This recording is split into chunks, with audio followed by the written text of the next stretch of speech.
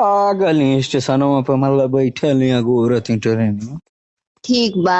हाँ तो कोनो के सीटी पे बैठैया मत, आ कोनो को कुछ देर खैया मत, आ हाँ। कोनो से नजर लड़ैया मत, बता देते हैं। अरे नजर का लड़ाई हमारे बोली नहीं करे थी बहुत। समझ ला कि अब चल आए अब तो जाई के अब स्टेशन पे आ गए। चौप बहने पहुंच जाये मतलब मोबाइल वोबाइल स्विच ऑफ रही तो परेशान मत होइया। ठीक है, मगर बड़ा तोहार याद आवत यो।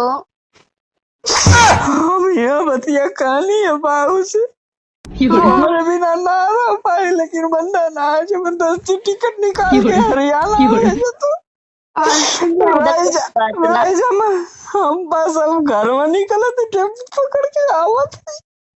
अरे अगर दोगलऊ अगर अंडा का भुजिया पराठा लेके घरे आ गईला तो बेलना मुंहे में हुर के मारब।